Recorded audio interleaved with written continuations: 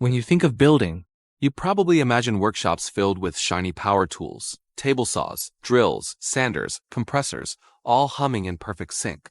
But travel beyond the big cities, into the mountains, the deserts, the forests, and you'll see something entirely different. Men and women building homes, boats, bridges, even schools, with almost nothing. No power, no luxury, no backup equipment. Just their hands, their instinct, and an unbreakable will to create.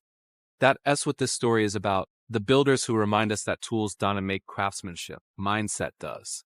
In a small village in northern Pakistan, I met a man named Jamil. His entire workshop fit inside a wooden crate, a rusted saw, a hammer, and 2 chisels. No electricity, no nails, just raw wood and rope. Yet he builds doors that would rival any high-end carpenter's work, perfect symmetry, smooth finish, all by hand. I asked him how he manages that level of precision. He smiled and said, "When your tools are few, your focus becomes sharp." That one line sums up an entire philosophy. Builders with limited tools compensate not with gadgets, but with patience. Every stroke of the saw is deliberate. Every joint is measured not in inches, but in feel.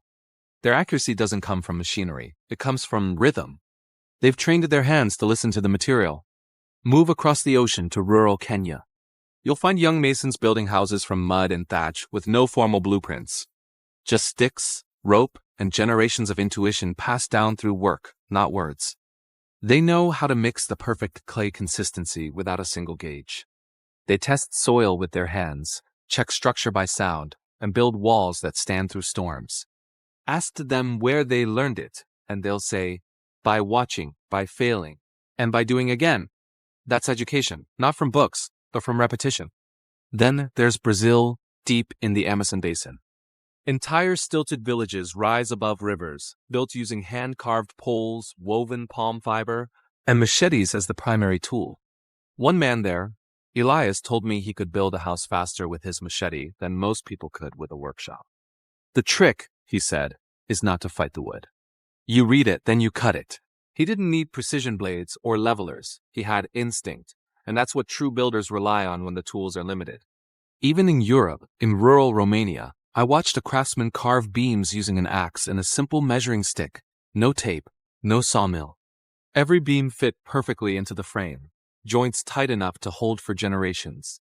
When I asked why he never upgraded to modern tools, he said, "Because they make me lazy. I like to feel my mistakes before I fix them." That right there is the truth most modern builders forget. Power tools hide errors. Hand tools reveal them. When you build with less, you confront your flaws directly, and that confrontation is what sharpens skill. Limited tools force creativity. You don't have a planer? You learn how to smooth with sand and cloth. No drill? You use a heated nail. No level? You trust the pull of a string and your own eye. And maybe that's the beauty of limitation. It eliminates excuses. You can't blame your gear when all you have is willpower and a hammer. There's also a deeper psychology to this. When you're forced to work with less, you become present. You think before every action. You measure twice not because a rule told you to, but because you can't afford to waste material. That mindfulness, that level of awareness, is what makes these builders masters of their craft without ever calling themselves professionals. In the Philippines, I watched a group of fishermen rebuild their boat after a typhoon. No cranes, no epoxy, no fiberglass. Just teamwork, wood, and hand-cut joints reinforced with coconut fiber.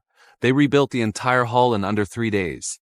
When I asked one of them how they managed, he said, "Because we need it. If we don't build, we don't eat." Necessity, that's their teacher. That's the thing, in the developed world, building is often a choice. Elsewhere, it's survival. And survival sharpens innovation like nothing else.